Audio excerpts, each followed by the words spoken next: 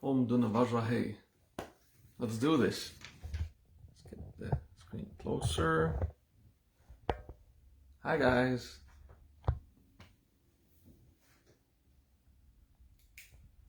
Happy day for all where we celebrate the cycle of life and death.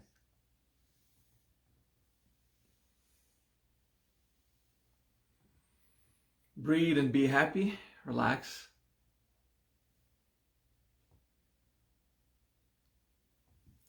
Sometimes we just want peace.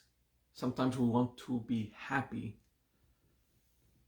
artificially until it's real. So be happy.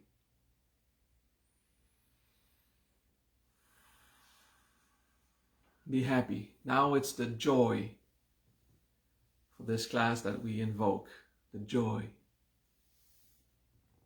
Peace, man.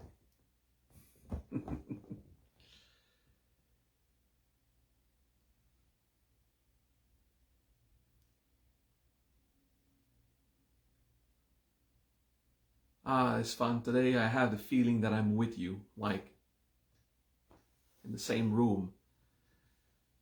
That is good transmigration.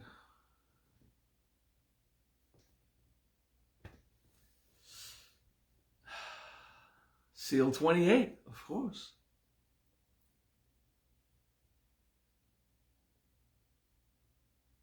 The mantra of saluting instant death.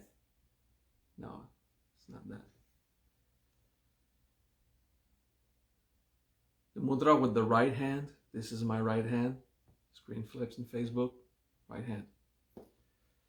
So, thumb, the index on the side of the thumb.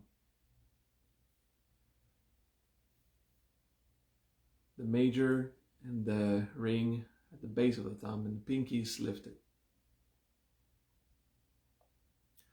Om Duna Vajra Hey. Literally, Om dead instantaneous hello. Okay? So I think we're gonna have to work on that so that you understand actually what we're doing with this mantra.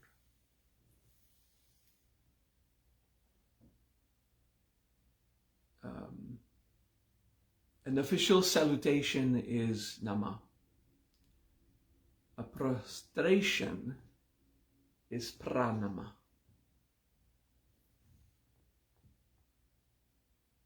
If we, in Sanskrit, when we just say, hey, the mantra is hey, okay, also in Sanskrit.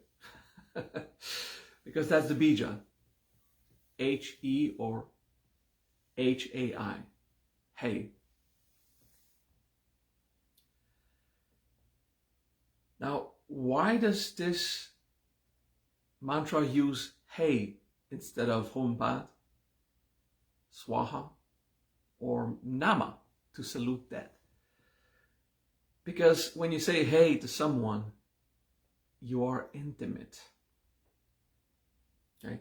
So that's the big thing about this mantra. It finishes with hey, because we are intimate. We're close to Duna, death. Not to confuse with the other Sanskrit word hanta, which is also death. So in this case, they use Duna, where most other times they would say hanta for that. So we'll learn why they chose that word for that.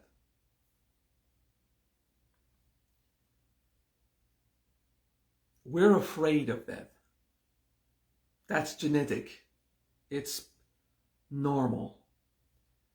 We want to be close to life as much as possible. The word is Duna, D-U-N-A. I'm pretty sure I don't have to review that one. Yeah, that's the mantra, D-U-N-A, because this is one of my favorites.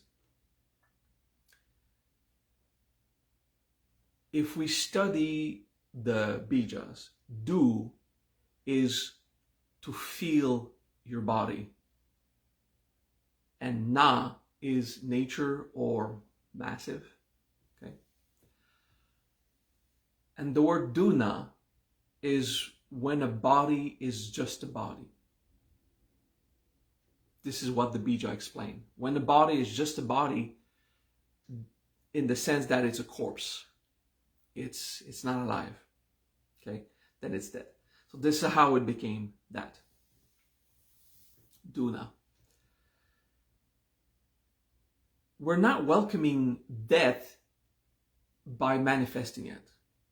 Here, don't worry, we're not asking for it. Death is real. And our body, without all the action of life, is still just a corpse. Actually, we humans, we make a big deal of what it means to be alive compared to be dead. Because that's the end of us when we die. We don't really like that thought. But the mass, the atoms themselves, let's say the atoms of calcium in our bones, they don't know if they're part of a rock right now, or part of a human body, or streaming in molten lava. The particles of calcium themselves individually do not have the knowledge that they are alive, simply because they're not alive. The molecules of calciums we have are calcium. It's just that. The iron in us, the carbon, all the carbon that compose our biological cells. Carbon is carbon by itself. It does not comprehend life or death. It's carbon. It's mass in the universe. Life is something that we conceive as humans because we are an entire organism. And we have consciousness. We have mental activity, emotional activity. We also have vital activity, willpower, that is mostly stored in the ninth plane. And that is what makes us an ego that believes in life. The mass of our body, our actual physical flesh, does not conceive what it means to be alive. The cells individually, at the cellular level, yes. Because the cells move just like us. They have pretty much no mind, but they have a tiny bit of mind. But at the atomic level, life is a dream. It doesn't exist. There's just the atoms, the particles.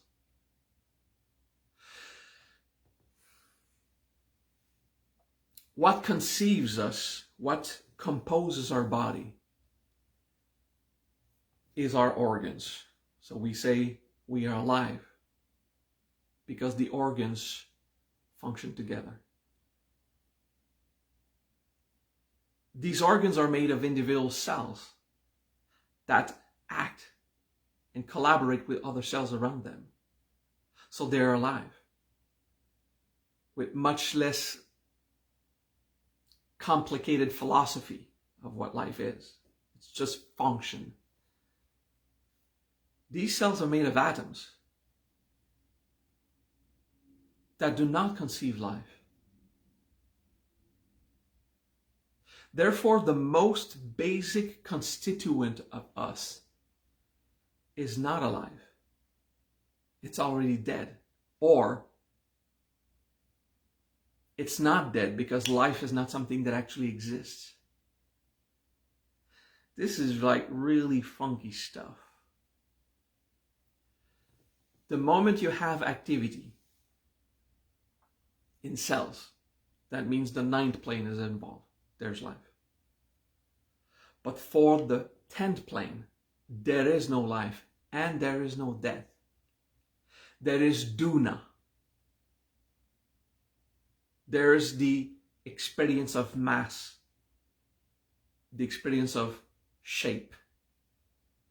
But there's no conception of life. And that's how Duna became the word death. Because there's no concept of life that is conceived. Okay. So embracing death, it really is death, because it is the liberation of any dream we have about life. It's the direct experience at the atomic level.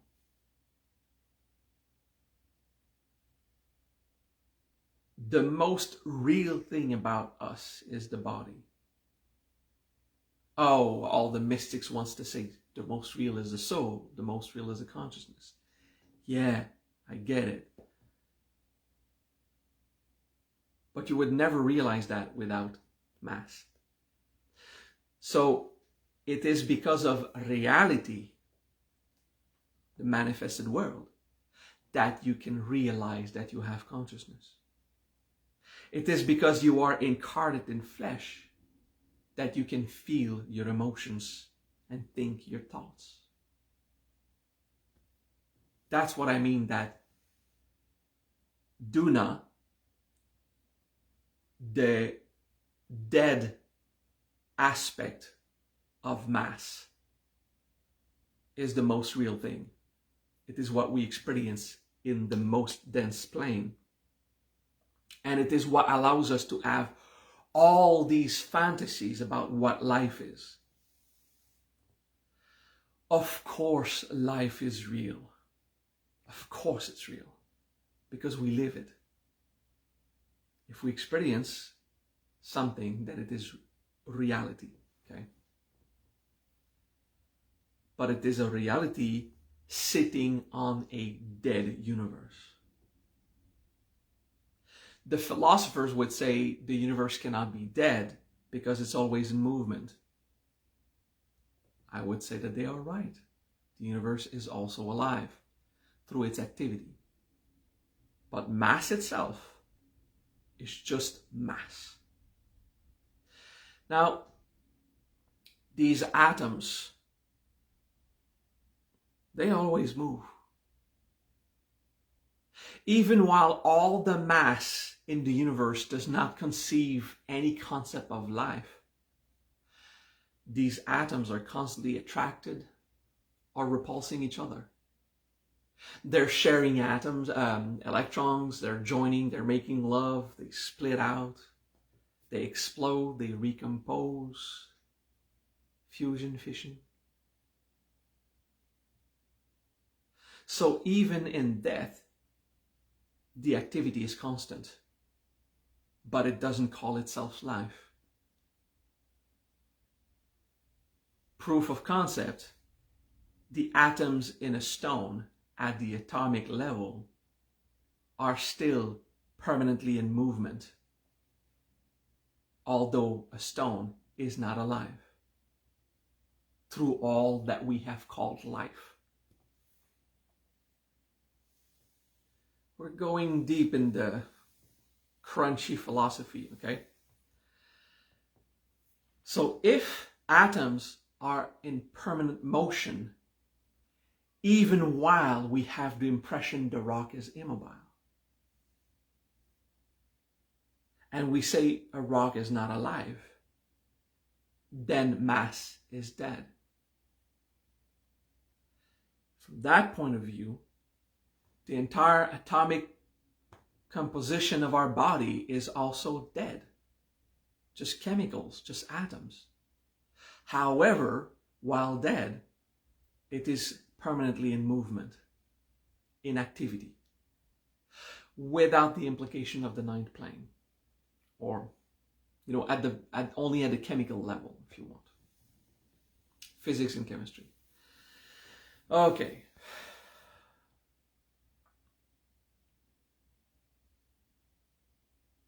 understanding this complex philosophy of reality is something worthy of the Diamond Sutra.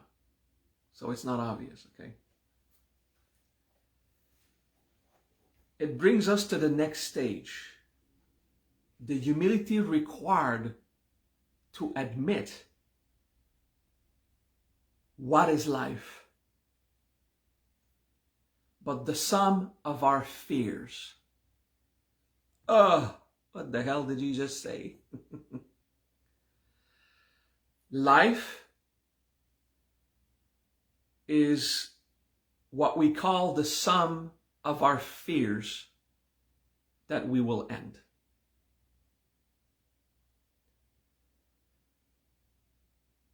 It's not just that, of course, it's many other things, but I love saying this right now for the purpose of this class. Okay? If the entire universe is always moving at the atomic level and at the cosmological level, without any dream of what we call life, life for us is a definition of the ego, of the mind, that defines an end. We want to define the beginning, but we don't really remember. Birth. Some of us remember. I remember my birth like feelings, not actual human memory. It's only through transmigration and soul experience that I remember my birth. I do not remember the event itself as a mental human. Okay? So we don't remember our actual birth, except through rare spiritual experiences. And death is something that we can only dream of because it's not there. You understand?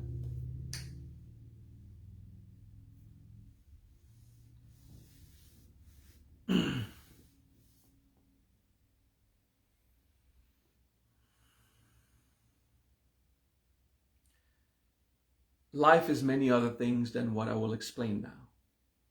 But it is that. The fears we have about our conscious activity as a soul. The fears we have as an animal, as an ego also. About not really knowing anything about birth and death at the beginning and the end of our life. The unknown. And this is where in the mantra that the word Vajra comes in. As explained in the Diamond Sutra. The Vajra is a lightning that when you see it, you don't. It's over. It's an instant. It is a diamond. It cannot be broken. In a sense, you can't argue with a Vajra. It will remain what it is, regardless how much you try to change it. Okay? So here the Vajra can mean stop arguing with death or life. Stop trying to conceive it as something else than what it is. Death is already there. Your body already experiences being a corpse with or without you. With or without you. Your body experiences mass.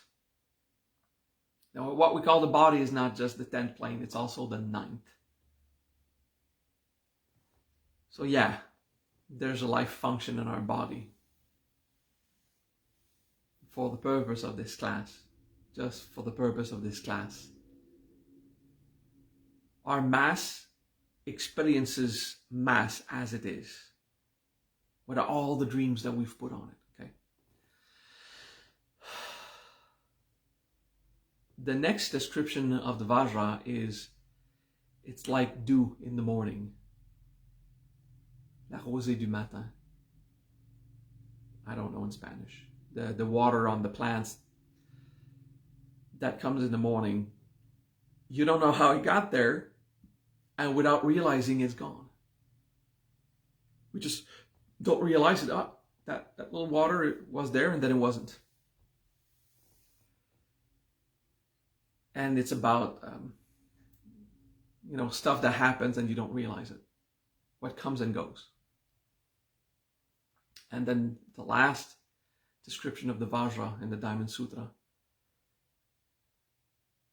Ghost, a dream, something not even real or not tangible.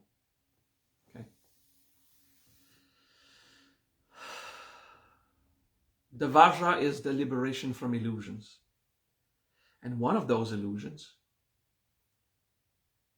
is to care so much about life and what we have philosophically conceived of life, and it's not real.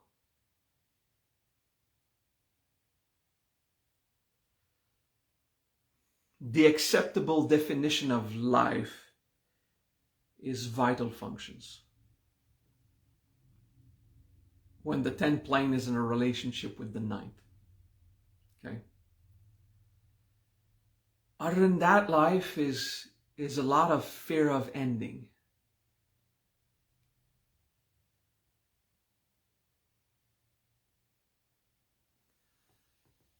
Before learning this mantra in the MahaKaruna process, I learned the same wisdom through my Buddhist training,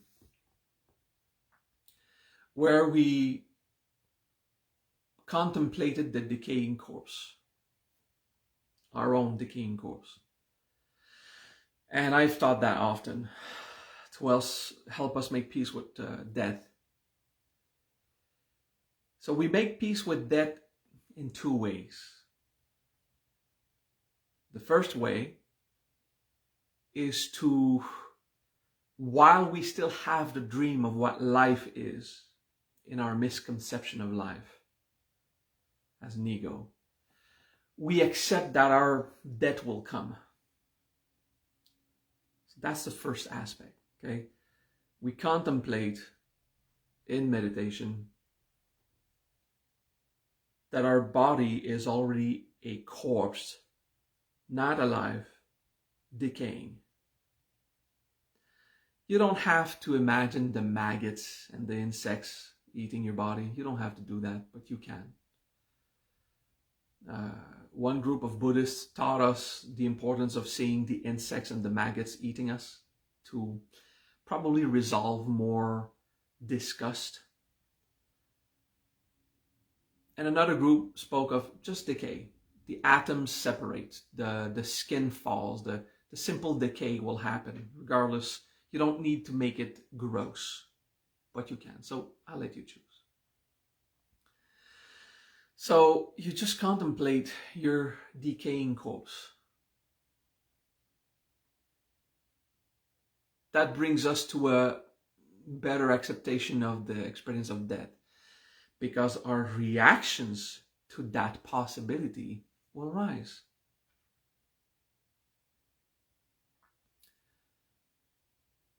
Take a deep breath. Let's move on right away to the next step. We don't want to practice that too long because it's not the scope of this class. The second way to accept death is by freeing our mind of all the conceptions we have about life.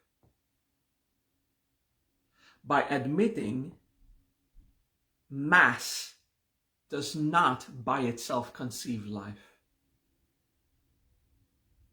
And even when involved with the 9th plane of willpower, it's just moving through physics and chemistry. And there's some soul there. There's free will that comes also. But it doesn't have all the fantasies of the mind that are born in the 8th and the 7th plane. Okay?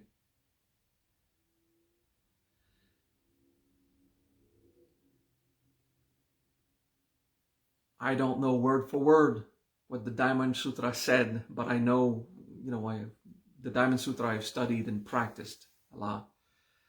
A bodhisattva is not really a bodhisattva, or is incomplete, if he conceives himself as being alive.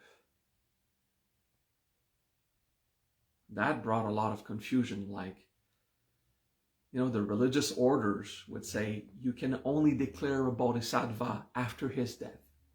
Now, that's not what it meant. If you have mental conceptions of what is life, you are lying to yourself. You're not embracing the pure reality. If you are conscious, you're conscious of this class, you're conscious of your environment where you're listening to this class, you're conscious of the events that happen in your life. If you are conscious, incarnate, functional as a soul and as a human mind, why would you need more fantasies to prove to yourself that life is real? Or why would you care if it is called life at all? Could you just conceive to be there? Yes, there is activity. Yes, you are conscious. Do you need to conceive so much things of what it means to be alive or dead?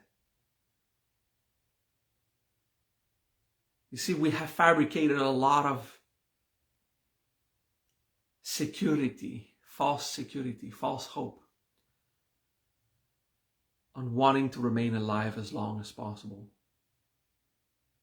Even at the cellular level, when you don't feel useful in life, your cells are ready to let go of the life functions of the body.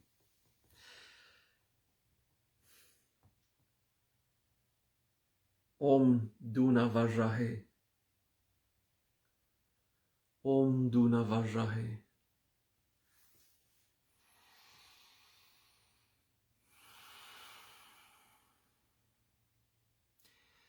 For the sake of communication, we'll call life what everyone thinks life could be. The fact that we're a conscious soul operating through this body, who is a functional organism. It's an illusion, but it's close to what we experience. The pronunciation, I'm just going to make the sound. Hey. So it's very subtle. It's not hey, and it's not hi. It's just in between. Hey. A bit like a muffled American hey. H-E-Y. It's in Sanskrit it's H-A-I, but the A-I is a diphthong, so a combined sound that is hey with a bit of E at the end, but almost nothing. Hey, right? For the fanatics of pronunciation, thank you, Shivagam. But whatever you say, if you have your text and accent and you say hey, it's all good. It's pretty cool, right?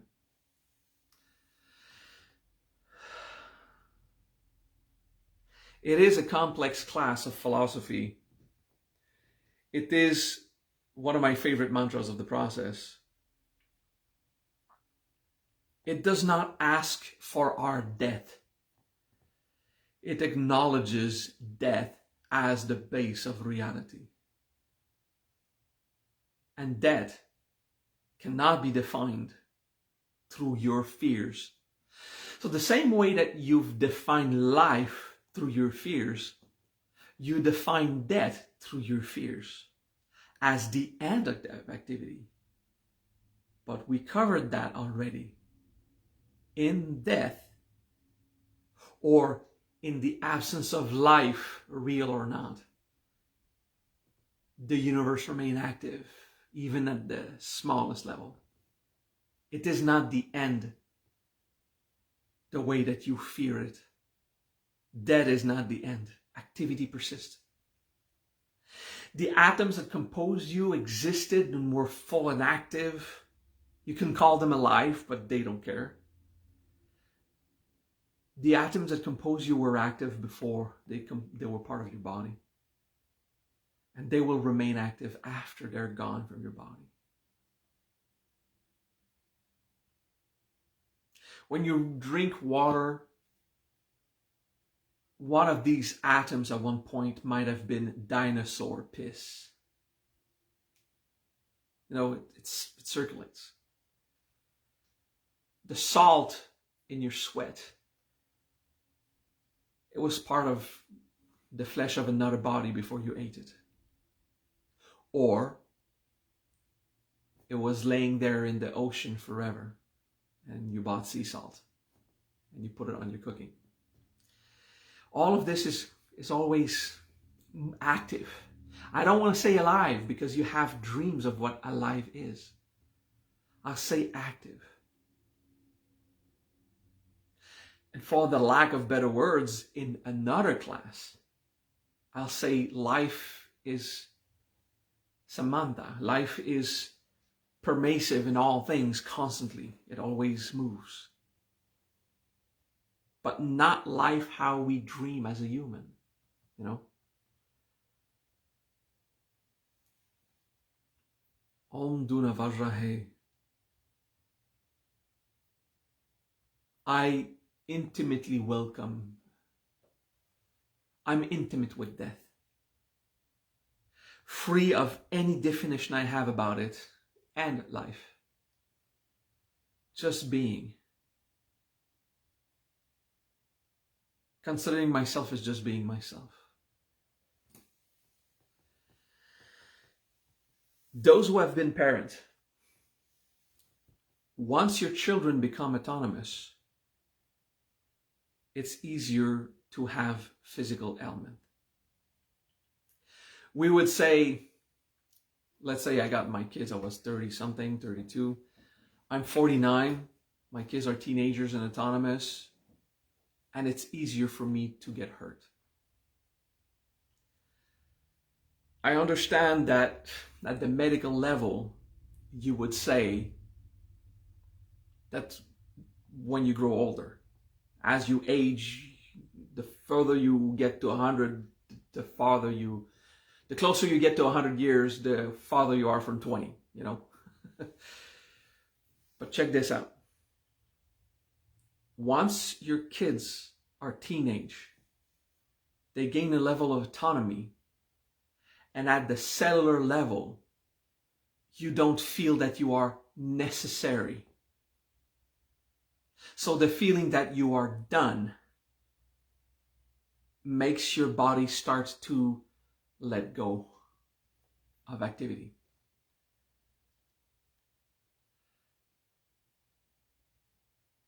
And it's a bit easier to get sick once your kids.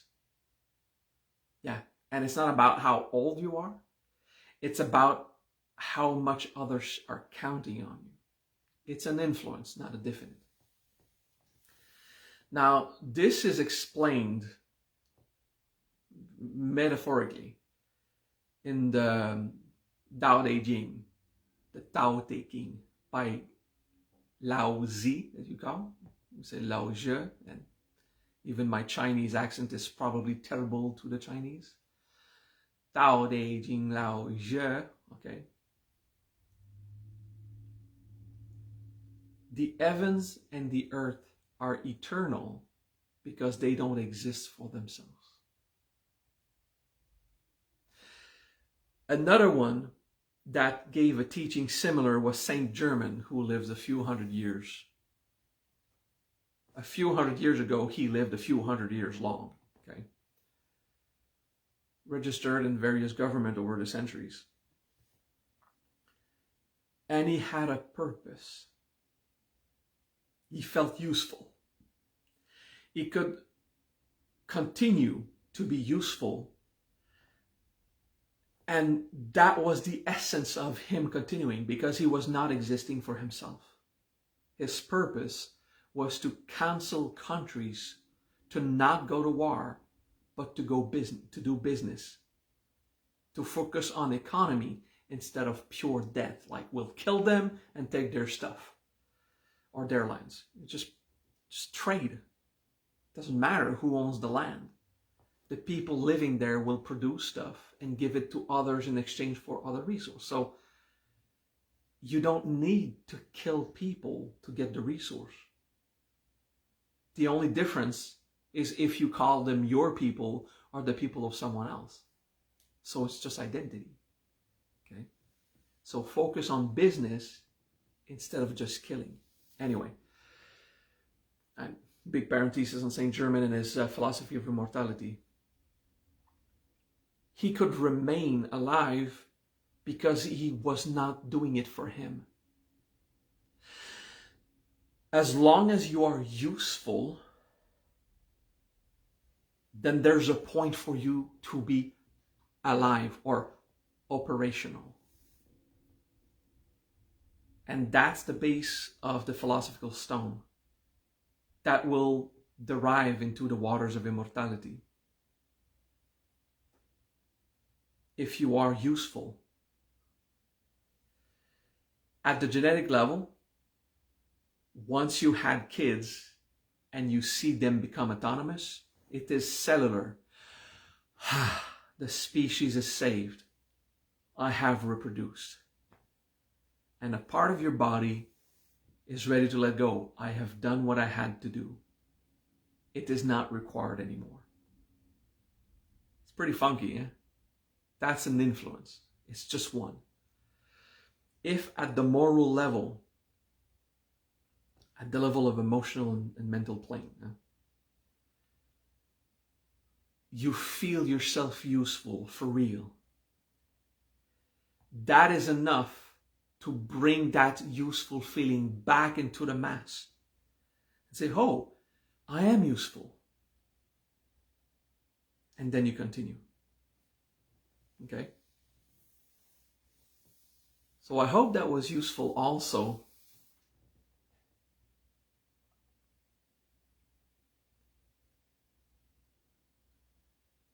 Om Duna Vajra He.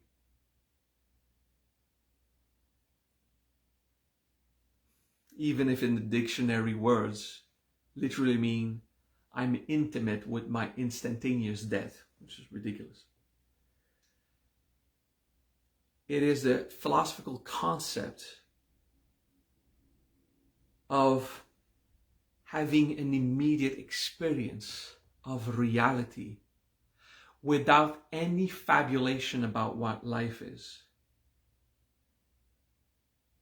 And as such, we do welcome death.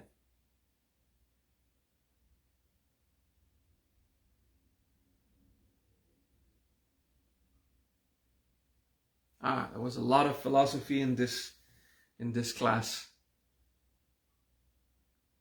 I hope that it will benefit you. I feel very useful giving these classes. It's good. Keeps me alive.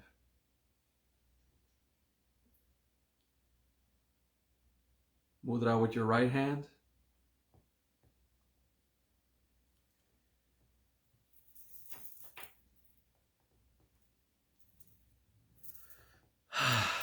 I feel that you don't embody enough the feeling.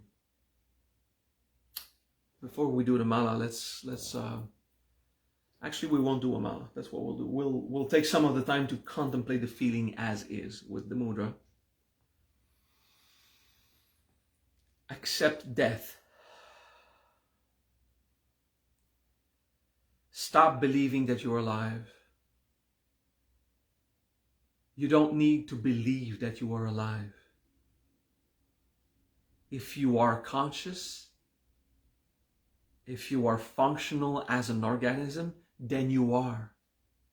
You don't need to conceive a fantasy of your identity and of the importance for you to remain alive because you're afraid that it will hurt if you die. And the fear of the unknown, you don't need that. Embrace that you are dead already. You're made of death. The most objective thing of you is your mass and your body that you can touch. And it is dead. And forever active, of course. The atomic activity does not depend on you believing you are alive. Because after your corpse has decayed, these atoms will be kicking and living and moving around without any care if they were part of you or not, or some dinosaur piss in the past. The atoms that compose you don't care about you as much as you care about you in your ego. Om Duna Vajra. The dead universe does not require my dreams about it to remain active. The dead universe does not care about me.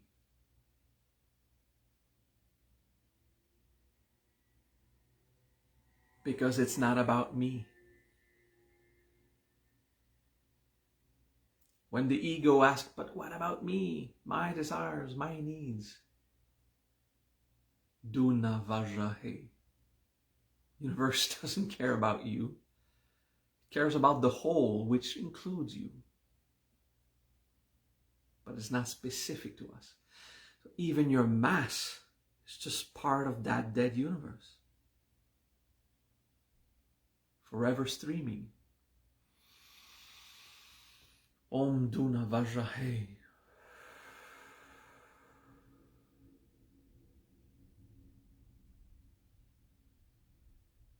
That mantra helps us relieve a lot of self-importance.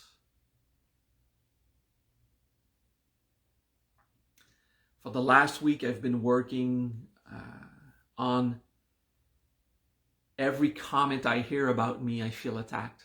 Except if it's clearly a beautiful gratitude thing. If someone says, hey, you've done a mistake, or you do this that way, I feel attacked.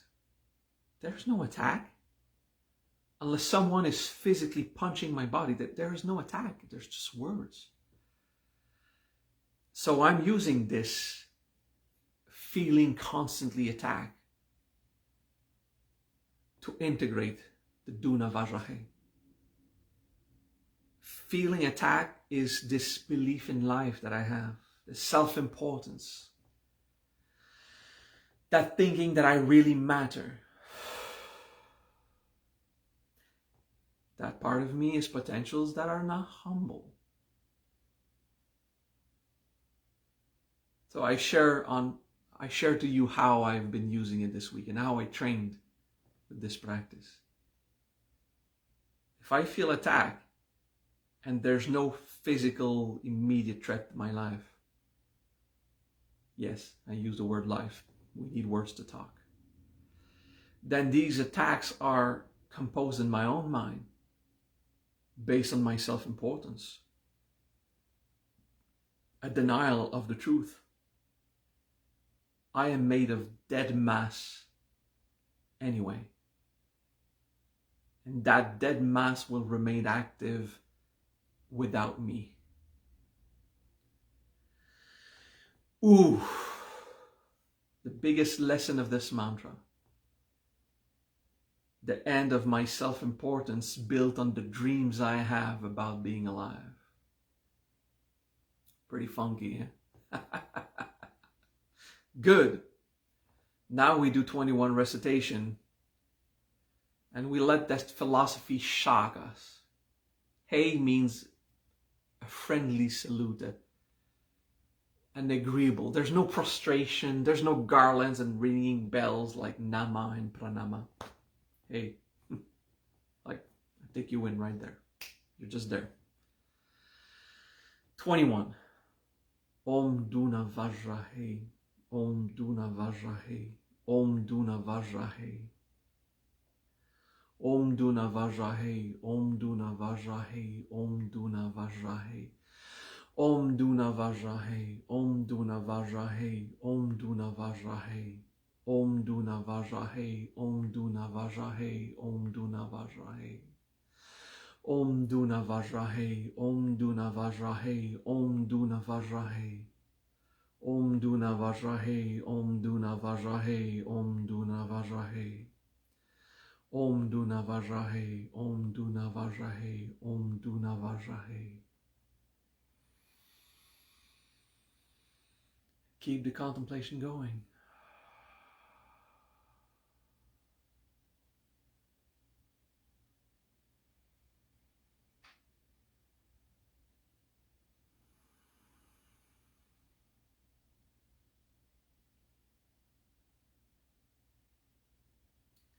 This seal is one of the hard ones of the process.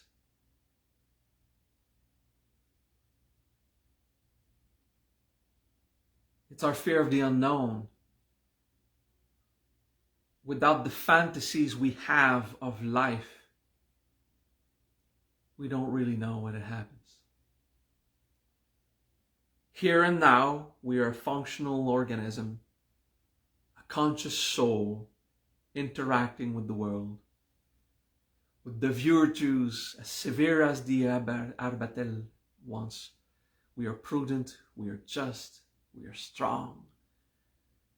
We take care of our world, we're responsible. But the truth of all that is we apply this virtue as a functional organism now, conscious.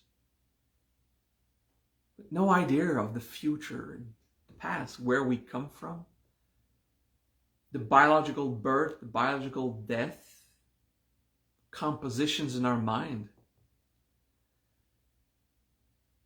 We're lost in time, hoping for the story of our life to give meaning to our localized ego.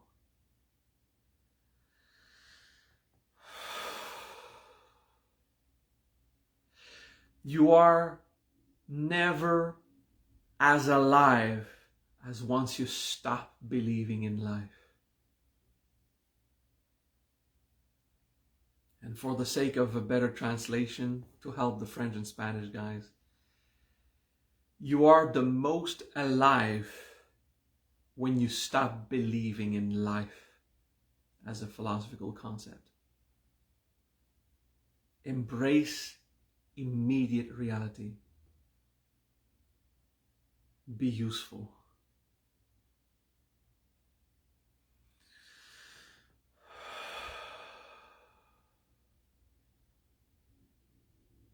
Be intimate with death. Stop fearing it. It's already the base of everything. Free from any illusion. Om Duna Vajra Hey. Thanks for watching. Thanks for listening.